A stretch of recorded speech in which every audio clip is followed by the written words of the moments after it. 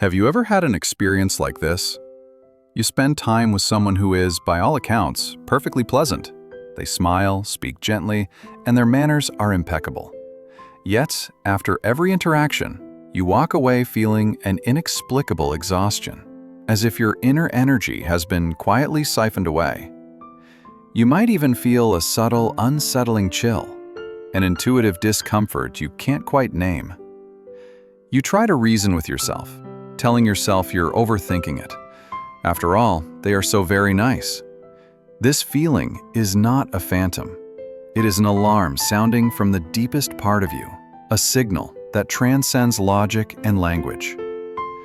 The Swiss psychological pioneer Carl Jung, who dedicated his life to exploring the vast ocean of the human psyche, discovered that the most perilous signals in our relationships are often not the overt hostilities or obvious conflicts. Instead, they are the silent warnings, the imperceptible currents that can profoundly erode our inner peace. These individuals can be thought of as peace predators. They do not necessarily act with malice. They may be entirely unaware of what they are doing. Yet, through insidious psychological mechanisms, they transfer their own internal chaos and pain onto you. They smile while unconsciously draining your peace. This article is an in-depth guide to help you navigate these murky waters. Drawing from the wisdom of Jungian psychology, we will learn to recognize 4 of the most common and destructive silent alarms. This is not just a manual for self-protection, but an invitation to a profound journey of self-exploration. For in understanding the darkness in others, we are ultimately led to embrace the wholeness within ourselves. Chapter 1. Shadow Projection. The Judgment That Was Never About You. Let's begin with a familiar office scene. A new colleague, Anna, joins the team. She's enthusiastic and competent, quickly making a positive impression. Your other colleague, Mark, however, seems to harbor a strange animosity toward her. Over lunch, he might lean in and say, "Don't you think Anna is a bit of a show-off? Her proposals are all flash, no substance, clearly just trying to kiss up to the boss." You are baffled as you've only seen her being proactive and doing her job well. But when you try to offer a different perspective, Mark's reaction is surprisingly intense. "You're just too naive. I'm telling you, people like that will step on anyone to get ahead." His tone is one of absolute certainty, as if he has pierced through her facade to the dark secrets of her soul. Have you ever found yourself in such a position, caught in a crossfire of confusion and discomfort? Every conversation with Mark feels like a trial against Anna, and you've been unwillingly placed on the jury. This, in essence, is a psychological drama that has nothing to do with you, yet drains you completely. Jung called this phenomenon shadow projection. The shadow, in Jungian terms, isn't evil. It is simply the other within us, the parts of ourselves that our conscious ego has repressed, denied, or refused to acknowledge. It holds our insecurities, our envy, our fears, our ambitions. Because we cannot bear to see these qualities in ourselves, our psyche cleverly projects them onto someone else, like a movie projector casting an image onto a blank screen. Mark's tirade isn't truly about Anna. It's about his own inner shadow, his repressed ambition, his fear of being overshadowed, his own buried desires to climb the ladder. He cannot consciously admit, "I'm envious of her talent," or "I'm afraid she'll surpass me." So instead, his psychological defense mechanism kicks in. He casts that shadow onto her. The person he is judging so harshly is not the real Anna, but the reflection of the scheming, ambitious part of himself that he cannot face. When you encounter this, the first and most crucial step is to draw a firm boundary in your mind. Gently remind yourself, this is his emotion, not mine. This is his interpretation, not the truth. You are not obligated to absorb the psychic fallout from his inner war. You can gracefully refuse to be pulled into the courtroom. A simple phrase like, "I'm not really comfortable discussing colleagues like this," or "a natural shift in topic," is often enough to withdraw your energy. If the projection is persistent and exhausting, creating emotional and physical distance is the kindest thing you can do for your own mental health.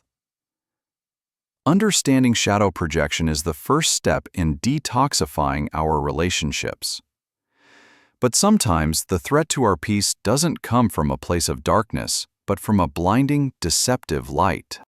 Chapter 2. Psychic Inflation, the dangerous halo of the divine self. Perhaps you've met someone like this, a charismatic mentor, a spiritual leader, or even just an incredibly self-assured friend who seems to have all the answers to life's great questions. They speak of love, peace, and awakening with absolute certainty. At first, you're drawn in, feeling you've found a guiding light. But over time, a subtle sense of oppression begins to creep in. In this person's orbit, there seems to be no room for doubt, confusion, or human frailty. When you voice a different opinion, they don't engage in a dialogue of equals. Instead, they might say with a kind of pitying wisdom, "Your ego is still resisting the truth. When you reach a higher level, you will understand." They never reveal their own struggles or weaknesses, always maintaining a flawless, enlightened facade. In their divine halo, you begin to feel that your own imperfections are a failing, your honest questions a sign of spiritual immaturity. This suffocating perfection is what Jung warned of as psychic inflation. It is a state more insidious than common arrogance. It occurs when a person's ego, our everyday sense of self, over-identifies with a powerful, divine archetype, such as the wise old man or the savior. They no longer see themselves as a limited, fallible human being, but unconsciously as a direct channel for sacred truth. They aren't consciously deceiving you. They genuinely believe they have transcended ordinary human limitations. The danger lies in this veil of light. Their own shadow, the need for power, control, and adoration, is perfectly concealed beneath this holy glow. When faced with such a divinely lit predator, you must first learn to trust your own mortal wisdom. Your confusion, your doubts, your uncertainties are precious. They are the gateways to authentic understanding. Second, maintain a healthy skepticism toward anyone who claims to hold the ultimate truth. True growth empowers you. It does not make you dependent on an external authority. If an environment makes you feel small or ashamed for being authentically human, the bravest act is to gently walk away. The most sacred experiences, after all, are often found in the most human of moments. This obsession with perfection isn't just limited to grand spiritual roles. It can manifest in our daily lives as an impenetrable social mask. Chapter 3. The Perfect Persona, the Emotional Desert Behind the Mask. We all know someone who seems perfect.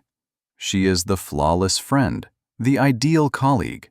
She remembers every birthday, offers impeccably correct advice, and always wears a pleasant, appropriate smile. You feel safe with her, but also profoundly lonely. When you share your deepest struggles, she responds with rational textbook comfort, yet you feel no true emotional resonance. You have never seen her lose her composure, express raw anger, or show a single crack of vulnerability. It's as if you are interacting not with a living, breathing person, but with a meticulously crafted performance of one. This is the danger of the persona. The persona, a term Jung borrowed from the masks worn by Greek actors, is the social face we present to the world. It's a necessary tool for navigating society.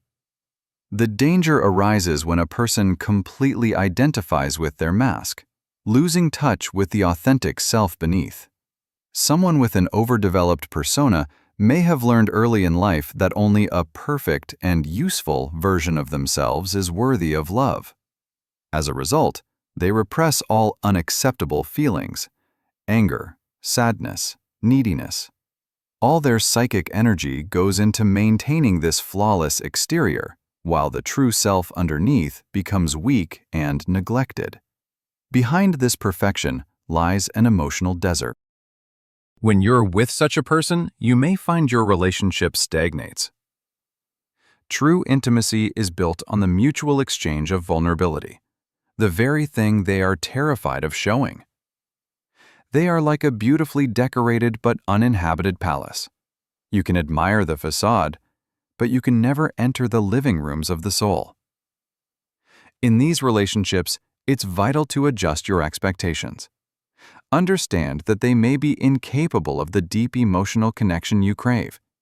This isn't a failing on your part or theirs, but a survival pattern they've adopted. You can continue to be your authentic, imperfect self in their presence, an unspoken invitation for them to do the same.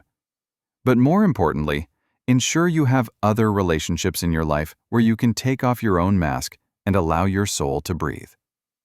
Because when the true self is suppressed for too long, it will find another way to make itself known, often by reenacting the same tragic play over and over again.